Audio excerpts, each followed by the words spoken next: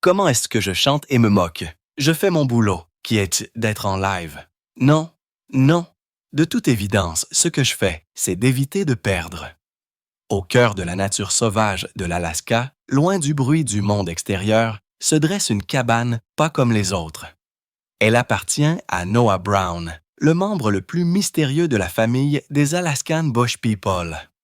Alors que ses frères et ses sœurs ont construit leur vie dans la nature en chassant, en pêchant et en travaillant dur, Noah a tracé une voie différente, alimentée par l'invention, le secret et la solitude.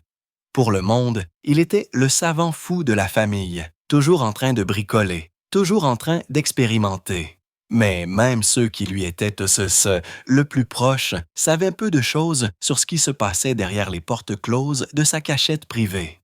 Pendant des années, la cabane de Noah est restée interdite, gardée, verrouillée et enveloppée de mystères. Des rumeurs se sont répandues au sein de la famille. Que construisait-il là-dedans? Quels secrets protégeait-il? La cabane est devenue un symbole de curiosité et de prudence, un endroit où les questions étaient toujours plus nombreuses que les réponses. Mais lorsque le moment est finalement venu d'entrer, la vérité s'est avérée bien plus choquante que quiconque ne l'avait imaginé.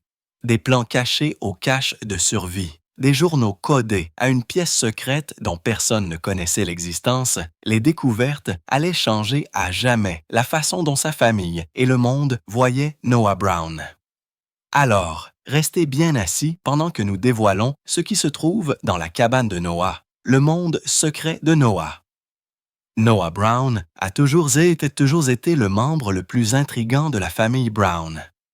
Alors que ses frères et ses sœurs s'appuyaient fortement sur les compétences de la nature sauvage, comme la chasse, la pêche et la construction, Noah était différent. Il avait un esprit qui semblait souvent être ailleurs, à la poursuite d'idées, à la conception de dessins et à l'imagination d'inventions que personne d'autre ne pouvait voir. Son caractère unique lui a valu la réputation d'être l'inventeur de la famille. Pourtant, cela a également construit un mur invisible autour de lui. Pourquoi préférait-il la solitude? Pourquoi avait-il besoin d'un espace à lui, loin même des personnes qu'il aimait le plus? La cabane qu'il a construite est devenue plus qu'un simple abri. Elle est devenue son monde, un lieu où l'imagination et le secret vivaient côte à côte. Contrairement à la maison familiale qui résonnait de rire et du chaos de la vie quotidienne, la cabane de Noah était calme, gardée et fermée. Quand d'autres passaient devant, ils se demandaient souvent ce qui se cachait à l'intérieur. Pourquoi les fenêtres restaient-elles couvertes? Pourquoi la porte était-elle si souvent verrouillée? Pourquoi Noah insistait-il sur le fait que son espace était intouchable? À l'intérieur de cette cabane, il a créé un sanctuaire qui reflétait ses pensées intérieures. Les murs tapissés d'outils à main et de croquis semblaient murmurer les innombrables heures qu'il avait passées à rêver et à construire. Pour Noah, c'était un temple de l'invention, mais pour les autres, c'était une énigme. Ses frères et ses sœurs plaisantaient parfois en disant qu'il cachait une machine à remonter le temps ou un appareil capable de changer le monde. Mais derrière ces remarques légères se cachait une profonde curiosité. Qu'est-ce qui était si important que Noah le gardait caché même à eux? Ses manières recluses ont suscité plus de questions que de réponses. Protégeait-il sa famille de quelque chose de dangereux? Gardait-il des idées inachevées jusqu'à ce que le bon moment arrive? Ou était-il simplement un homme qui avait soif d'intimité dans une vie constamment exposée aux caméras et au public? Pendant des années, personne n'a pu le dire avec certitude.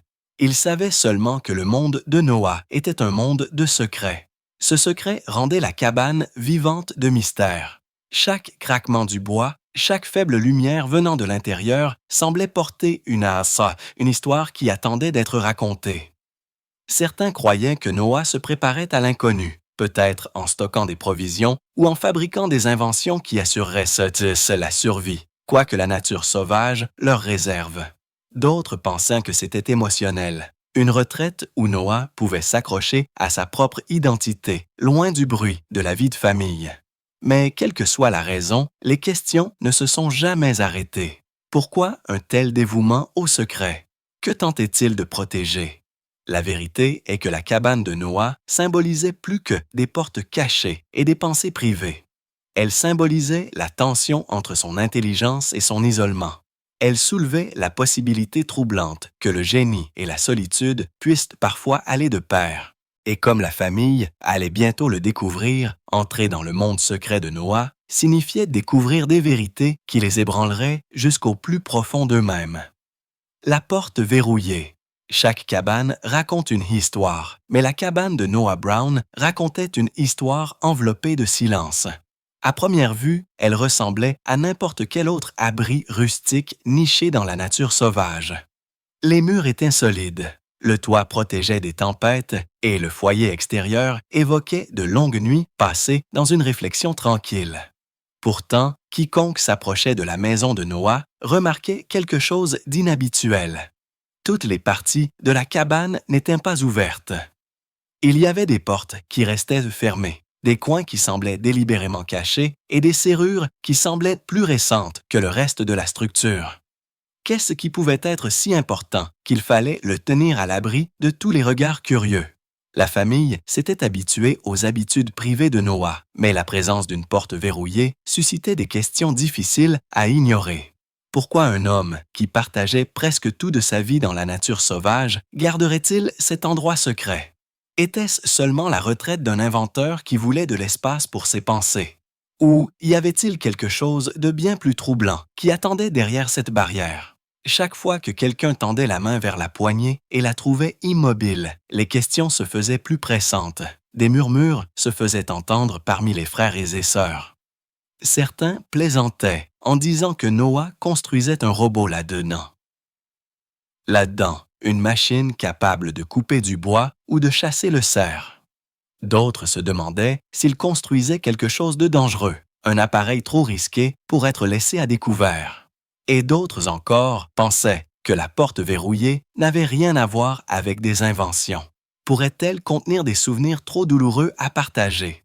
Pourrait-elle cacher des peurs qu'il n'était pas disposé à admettre, même à lui-même? Noah ne répondait jamais directement lorsqu'on lui posait la question. Il souriait de cette manière calme et mystérieuse et changeait de sujet. Ses esquives ne faisaient qu'alimenter davantage de spéculations. S'il n'y avait rien à cacher, pourquoi évitait-il les questions? S'il n'y avait rien à craindre, pourquoi la serrure brillait-elle, comme si elle avait été placée là hier? La présence de cette porte a commencé à prendre une vie propre. Ce n'était plus seulement un morceau de bois avec des charnières et une serrure. C'est devenu un symbole, un rappel silencieux que Noah vivait dans deux mondes.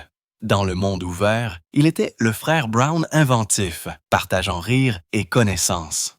Dans le monde caché, il était quelqu'un soi-même d'autre, gardant des secrets que personne d'autre n'était autorisé à voir.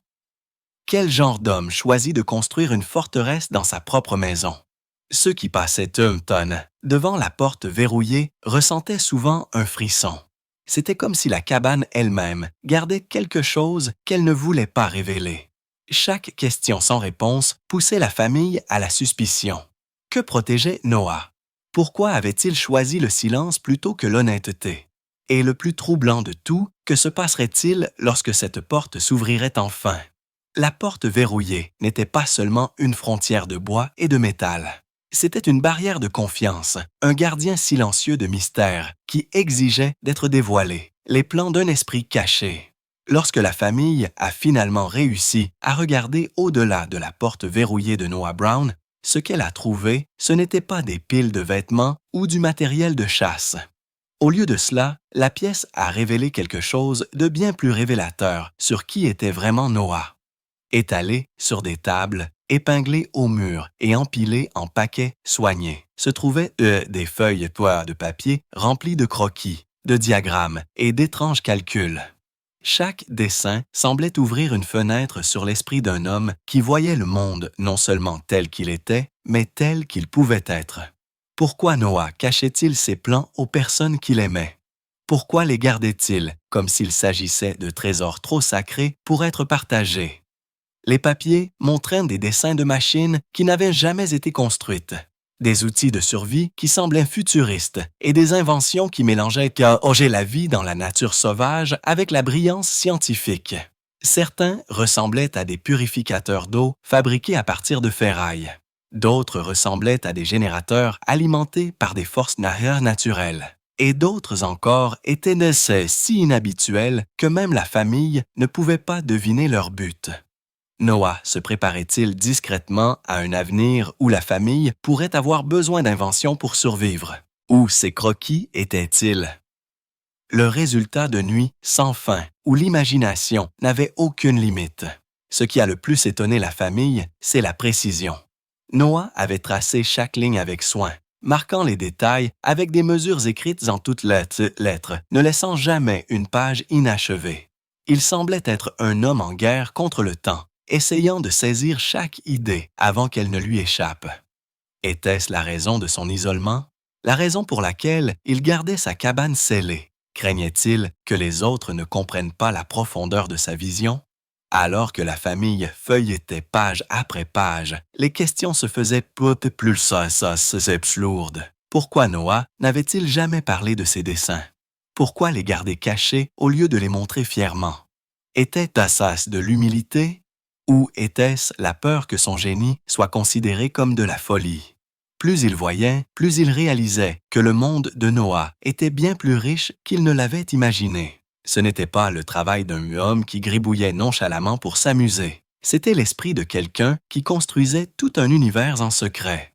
Certains plans portaient d'étranges notes écrites en code, des symboles que seul Noah semblait comprendre.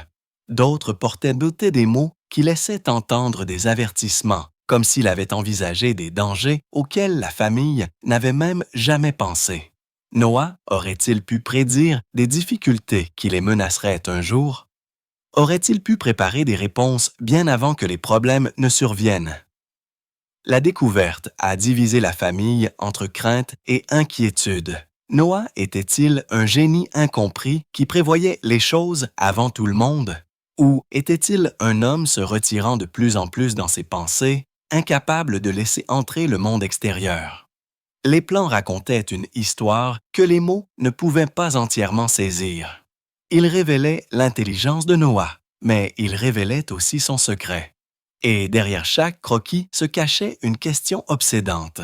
Que cachait-il d'autre que même ces papiers ne pouvaient pas expliquer? La cache de survie.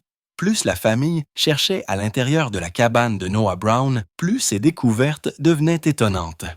Ce qui avait commencé avec des plans cachés a rapidement fait place à quelque chose de bien plus troublant.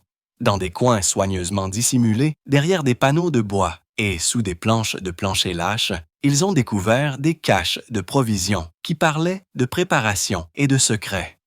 De la nourriture stockée dans des contenants hermétiques, des bocaux d'herbes séchées, des paquets d'outils soigneusement emballés et même des armes faites à la main reposaient en silence, comme s'ils attendaient un jour que Noah croyait certain. Pourquoi stockait-il de telles choses en secret? Que craignait-il qui approchait et que personne d'autre ne pouvait voir?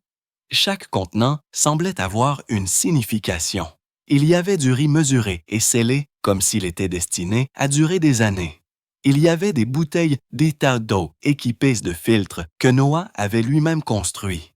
À côté, il y avait des cordes, des pièges et des couteaux aiguisés avec un soin méticuleux. Noah planifiait-il une catastrophe, un avenir où la survie dépendrait de la prévoyance?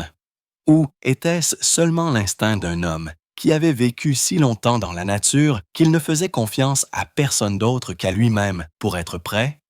Le plus frappant de tous étaient les armes faites à la main, fabriquées à partir de bois, de métal et d'os. Elles ne ressemblaient pas à de simples outils. Elles ressemblaient au travail de quelqu'un de déterminé à se défendre contre des menaces invisibles. La famille ne pouvait s'empêcher de se demander: Noah s'attendait-il à ce que le danger frappe à leur porte? Avait-il vu ou senti quelque chose qu'il n'avait jamais révélé? Sinon, pourquoi cacher des armes là où personne ne les trouverait? Dans un autre coin, caché sous un faux panneau, se trouvaient des paquets de matériel de survie qui semblaient presque militaires dans leur précision. Il y avait des couvertures roulées serrées, des allumes-feu scellés contre l'humidité et des cartes marquées de lignes et de cercles étranges. Les cartes ont soulevé des questions encore plus importantes. Pourquoi Noah avait-il marqué des endroits si précis au plus profond des bois? S'agissait-il de voies d'évacuation ou d'endroits où il avait l'intention de conduire sa famille si quelque chose tournait mal? La cache n'était pas simplement une collection de provisions. C'était une déclaration, un message silencieux écrit par la préparation. Elle parlait d'un homme qui vivait avec un œil sur le présent et un œil sur l'avenir. Mais que voyait Noah dans cet avenir? Croyait-il que la nature sauvage les trahirait? Craignait-il que des étrangers s'immiscent dans leur vie? Ou était-ce quelque chose de plus personnel? Une bataille intérieure pour laquelle il se préparait, mais dont il ne parlait jamais à voix haute. La famille était à la fois impressionnée et mal à l'aise. Elle avait toujours su que Noah était inhabituel, mais cette découverte ajoutait une autre couche à son mystère. Était-il un visionnaire, les protégeant des épreuves qu'il ne pouvait pas encore imaginer? Ou était-il un homme hanté par une peur si forte qu'il devait construire un arsenal secret contre elle? La cache de survie a révélé l'intelligence de Noah en matière de planification. Mais elle a aussi révélé une solitude qui s'accrochait à chaque objet caché. Et la question qui persistait était simple. À quelle tempête Noah se préparait-il? Et pourquoi croyait-il qu'il y ferait face seul? Le coffre à souvenirs. Après avoir découvert la cache de survie de Noah Brown, la famille pensait avoir vu la partie la plus choquante de son monde caché. Pourtant, alors qu'elle cherchait plus profondément dans la cabane, ses yeux sont tombés sur quelque chose de bien plus personnel. Poussé contre le mur du fond, à moitié recouvert de poussière et drapé d'une vieille couverture, se trouvait un grand coffre en bois. Il semblait âgé, ses coins usés par le temps, sa surface gravée de rayures qui laissaient entrevoir des années passées à être portées, déplacées et gardées. Pourquoi Noah avait-il caché cela dans un endroit si secret? Quelles histoires un tel coffre pouvait-il raconter que même les membres les plus proches de sa famille n'avaient jamais entendues? Lorsque le coffre a été tiré au grand jour et que le couvercle a été soulevé avec précaution, l'air dans la cabane a semblé changer. À l'intérieur, il n'y avait pas d'armes ou d'outils, pas de plans ou de gadgets, mais des morceaux de vie soigneusement conservés, des lettres pliées. Avec soin, des dessins jaunis par le temps et des photographies glissées dans des enveloppes racontaient une histoire à la fois tendre et obsédante. Pourquoi Noah gardait-il ces fragments de mémoire cachés aux personnes auxquelles ils appartenaient? Les protégeait-il ou se protégeait-il lui-même? Parmi le contenu, il y avait de vieux cahiers de son enfance, remplis de croquis qui annonçaient l'esprit inventif qu'il allait devenir plus tard. Il y avait des notes écrites de la main, incertaines d'un garçon qui rêvait de créer plus que ce que la nature sauvage pouvait offrir. Ces écrits révélaient-ils un désir que personne n'a jamais osé exprimer? Sentait-il déjà qu'il était différent, destiné à voir le monde à travers des yeux que personne autour de lui ne partageait? Il y avait aussi des lettres. Certaines provenaient de membres de la famille disparus depuis longtemps, leurs mots apportant réconfort et conseils au fil des années. D'autres semblaient être écrites par Noah lui-même, mais n'avaient jamais été envoyées. Elles contenaient des pensées qu'il n'avait jamais exprimées, des émotions qu'il n'avait jamais avouées. Pourquoi avait-il choisi d'écrire, mais de ne pas les envoyer? Étaient-ce des messages d'amour, de regret ou même de peur? Noah croyait-il que les mots laissés non envoyés étaient plus sûrs que les mots exposés? Tout au fond du coffre se trouvait une collection de petits objets qui semblaient insignifiants, mais qui portaient une signification profonde. Un canif cassé, un jouet décoloré, quelques pierres polies par les rivières et une croix faite à la main sculptée dans le bois.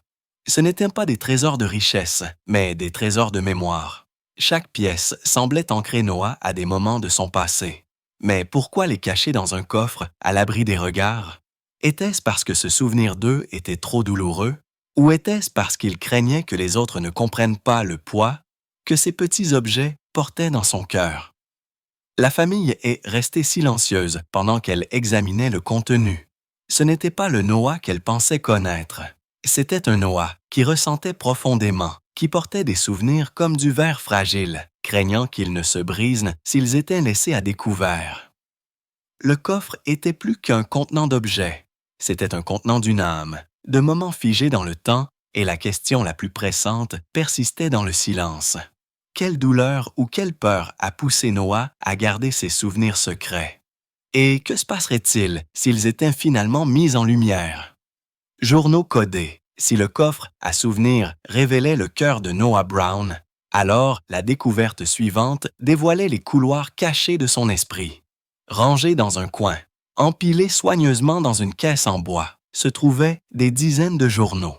Certains étaient reliés en cuir, d'autres dans de simples cahiers, mais tous portaient la marque indubitable de la main agitée de Noah.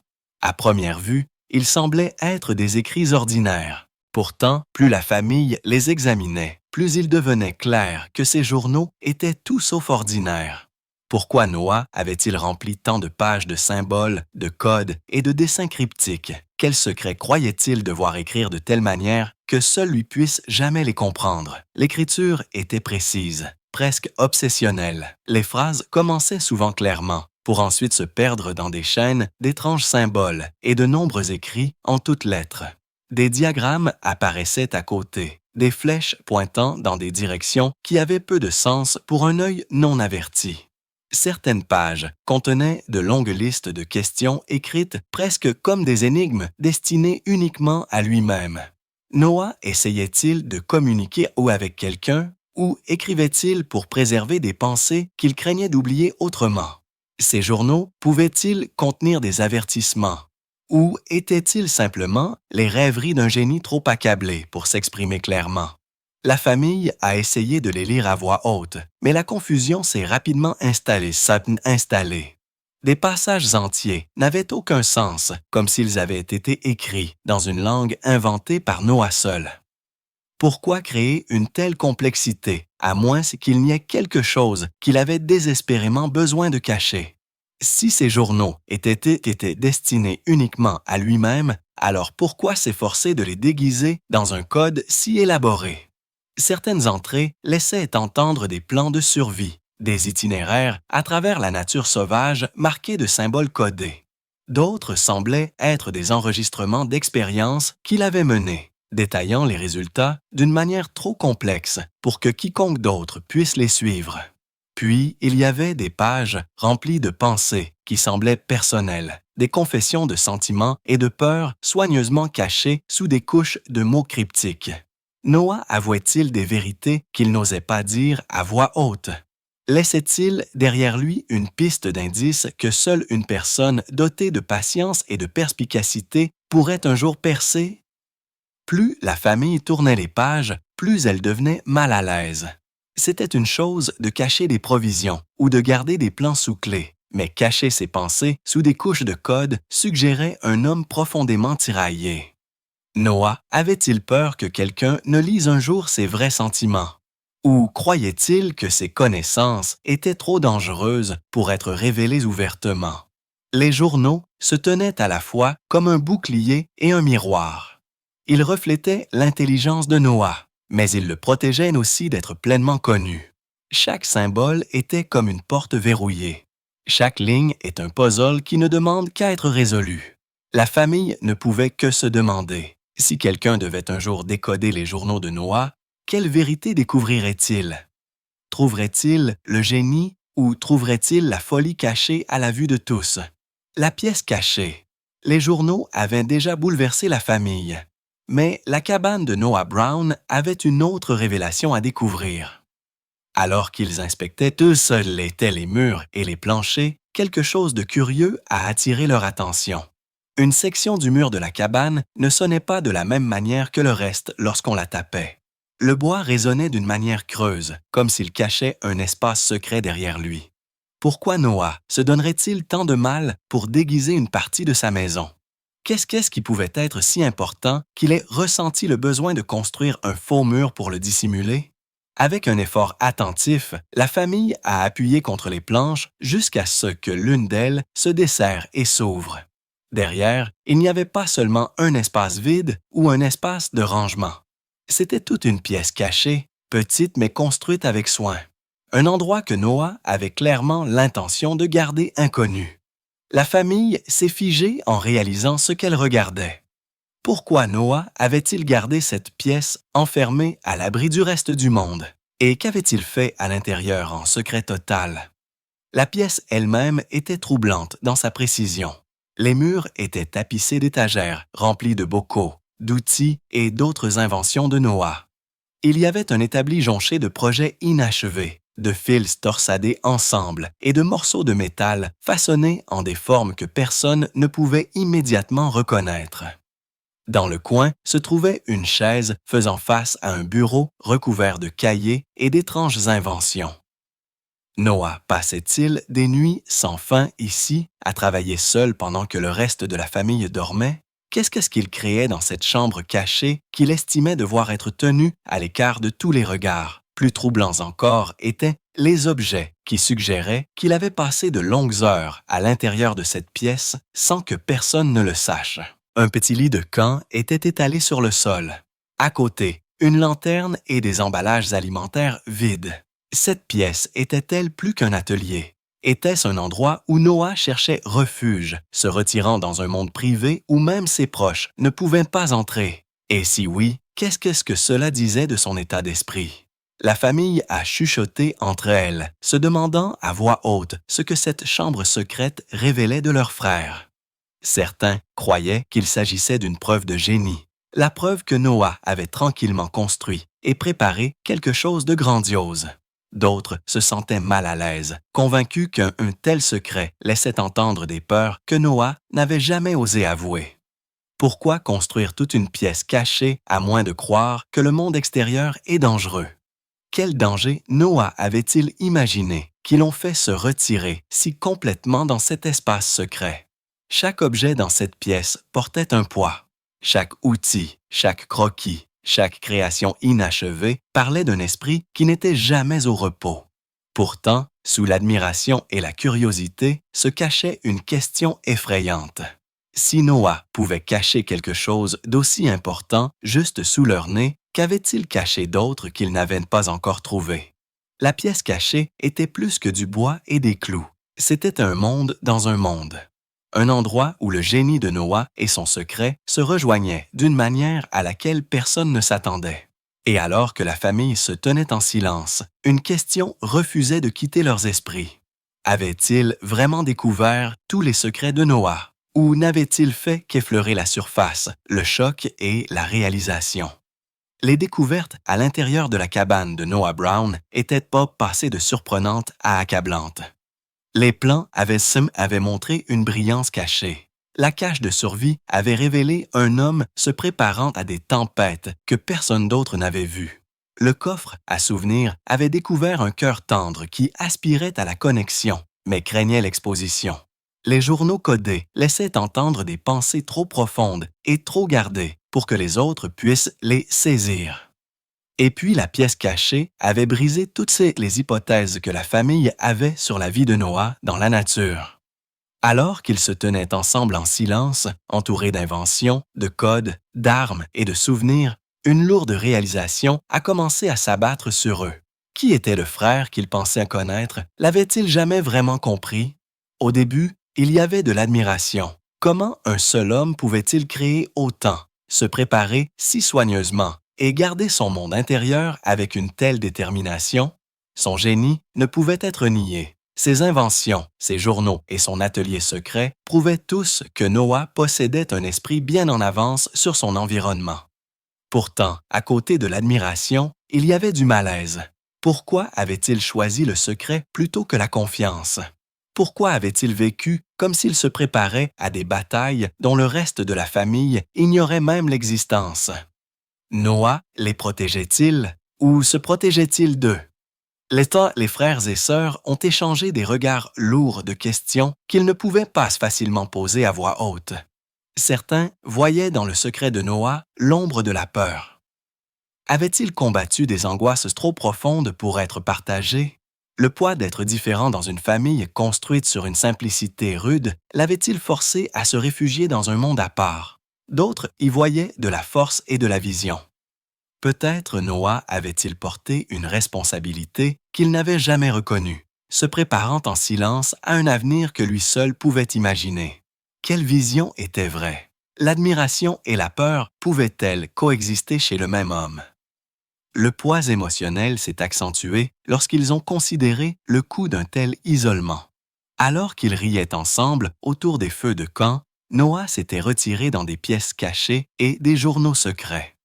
Alors qu'il relevait des fils les sanitas, les défis sacétem en famille, il s'était préparé en silence à des dangers qu'il n'avait pas exprimés. Son silence était-il un bouclier pour les protéger de l'inquiétude? Ou était-ce un mur qui les empêchait d'accéder à son cœur? Avait-il involontairement permis à Noah de porter des fardeaux qui n'étaient pas censés être portés seuls? Chaque découverte à l'intérieur de la cabane était une révélation. Mais c'était aussi une question. Et la question la plus douloureuse n'était pas de savoir ce que Noah avait construit ou ce qu'il avait caché, mais pourquoi il avait choisi de garder sa famille à distance. Croyait-il qu'il ne comprendrait pas? Craignait-il le jugement, le rejet ou la moquerie? Ou Noah était-il simplement un homme dont l'esprit et le cœur étaient trop complexes pour être pleinement partagés? Le choc de ce qu'ils ont trouvé était indéniable. Mais le plus grand choc a été de réaliser que Noah avait vécu avec des mystères si proches et pourtant si loin de ceux qui l'aimaient l'aimaient le plus.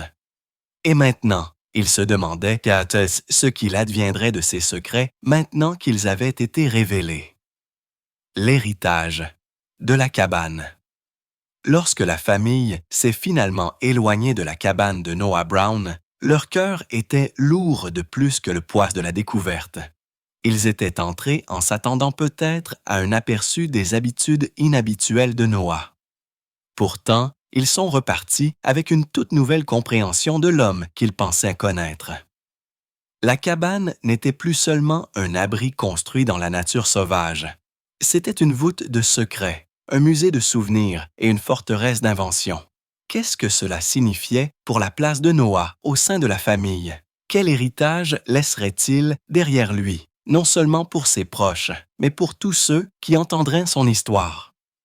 Les plans ont révélé un esprit qui rêvait d'avenirs invisibles. La cache de survie a montré un cœur qui craignait les tempêtes avant même que les nuages ne se rassemblent. Le coffre à souvenirs parlait de blessures et de désirs que le temps n'avait pas effacés.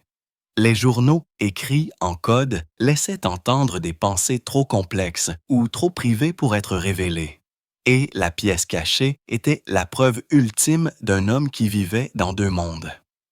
Le monde que tout le monde pouvait voir et le monde qu'il gardait pour lui. Cette dualité était-elle un don ou un fardeau que Noah portait en silence? Alors que la famille réfléchissait, elle s'est rendue compte que le secret de Noah n'était pas seulement une question de protection ou de peur. Il s'agissait aussi d'identité. Il avait choisi de vivre différemment, de voir la vie à travers des yeux façonnés par l'imagination, la douleur et la vision. Alors que d'autres trouvaient du réconfort dans la communauté, Noah cherchait du réconfort dans la solitude. Était-ce une faiblesse à plaindre? Ou était-ce une force qui lui permettait de créer ce que personne d'autre n'osait faire? La cabane elle-même semblait résonner de réponses tacites. Ses murs portaient le poids de sa détermination. Ses compartiments cachés murmuraient des nuits passées à travailler tranquillement. Ses secrets révélaient à la fois la brillance et la solitude d'un homme qui luttait contre la vie d'une manière que les mots ne pouvaient pas entièrement saisir. La famille pouvait-elle accepter que le chemin de Noah ne leur appartienne pas entièrement à comprendre? Pouvait-il honorer son monde caché sans avoir besoin d'expliquer tous les mystères? En fin de compte, l'héritage de la cabane de Noah était plus que les découvertes choquantes qu'elle contenait. C'était un rappel que chaque personne porte des pièces cachées dans son cœur. Certaines pièces contiennent de la joie, d'autres contiennent de la douleur, et d'autres encore gardent des rêves trop fragiles pour être partagés. La cabane de Noah était simplement l'expression extérieure du monde intérieur qu'il avait construit au fil du temps. Et bien qu'elle ait choqué ceux qui y sont entrés, elle les a également invités à regarder de plus près, à poser des questions plus profondes et à comprendre que la véritable intimité nécessite plus qu'un espace partagé. Elle nécessite une confiance partagée. Alors qu'ils s'éloignaient, une vérité persistait. La cabane avait révélé beaucoup de choses. Pourtant, l'essence de Noah restait en partie un mystère. C'était peut-être son plus grand héritage, rappeler à ceux qui l'entourent que chaque vie est plus complexe qu'il n'y paraît et que chaque âme détient des secrets qui ne seront peut-être jamais entièrement connus. Et ainsi, la question est restée. Le monde caché de Noah était-il un avertissement, un cadeau ou une histoire qui attendait encore d'être racontée? Partagez vos pensées dans les commentaires. N'oubliez pas de cliquer sur le bouton « J'aime » et de vous abonner. Avant de partir, cliquez sur la vidéo affichée sur votre écran.